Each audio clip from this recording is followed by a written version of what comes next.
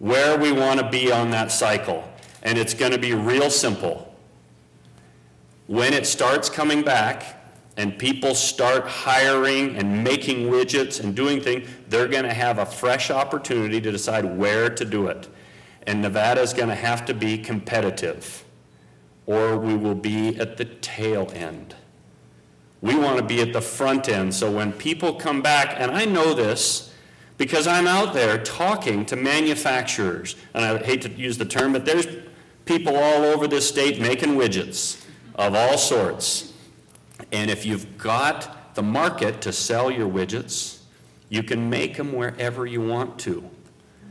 And if we change things that aren't consistent with wanting jobs here, they're going to go elsewhere. And I want to tell you, it is ridiculous. I'll use the term, it's stupid to think that we can make policy that's different than our vision. It is absolutely ridiculous to think that we can test the limits, that we can sit back as policymakers and say, gee, I wonder just how far we can push the limits before we push businesses out of Nevada. Because there's no such thing as saying, oops, we pushed a little too far, let's pull it back and see what it's going to take to bring them back here.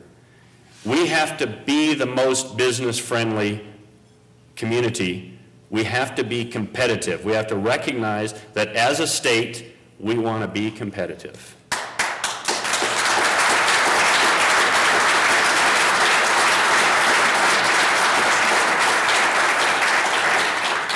Let me share a little bit of vision, just a couple of minutes on education, especially K through 12 education. This is fascinating. Do you know that tourists go to Edmonton, Alberta, Canada, to visit the schools? We're really good at tourism. We bring people here for all kinds of reasons, but they don't come here to visit the schools. As you know, it actually works a little differently than that. We get people who come here and think about moving here until they see our schools. And we're saying we need more money for schools. It's too late. We can't sell what we've currently got. We can't sell it anymore till we make some changes. We can't go back to people and say we need more money to do what we're currently doing. That has to change. I want to tell you there's lots of ways to change it. We are going to promote vouchers.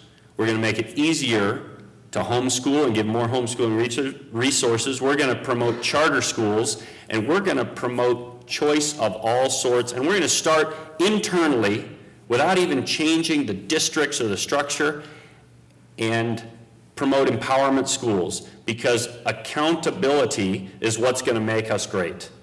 Okay? And empowerment schools do that. You give a principal a budget and say, you're accountable for how that budget's spent, and you're accountable for the results of that, not some central district.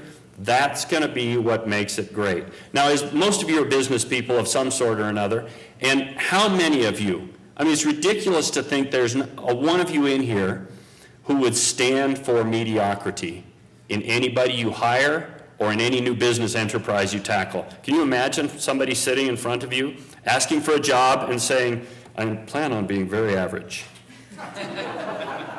And yet that's exactly what we do. Shame on us for accepting that in our schools. Shame on us for saying we are shooting for mediocrity.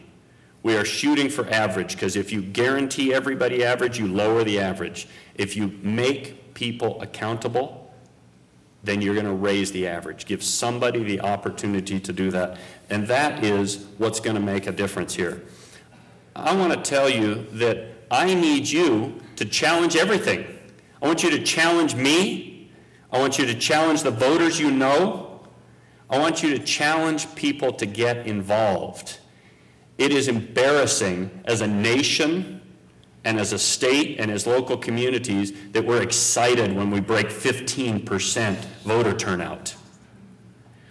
We enact laws like term limits because we're too apathetic to vote people out. That we would rather regulate things than simply be moral.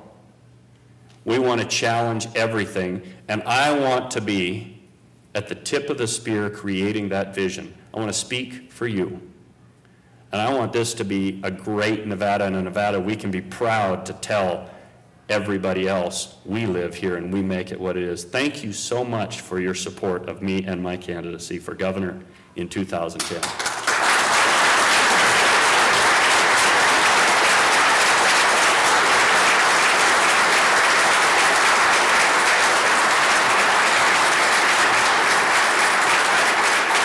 Before I step down, I cannot waste an opportunity here. I've gotten to meet a lot of you, and a lot of you have got to meet me, but a huge portion of who I am is my family. Several members of my family are here, but most important, today is my wife's birthday. This is how normally people give her gifts. For her birthday, she's giving me the gift of raising money from you. So I want to thank her and all of you for that. And I believe we have a little celebration for her. Now, you've heard me speak. I get to hear you sing. Happy birthday to you. Happy birthday to you. Happy birthday, Antoinette. Dear Antoinette. Happy birthday to you.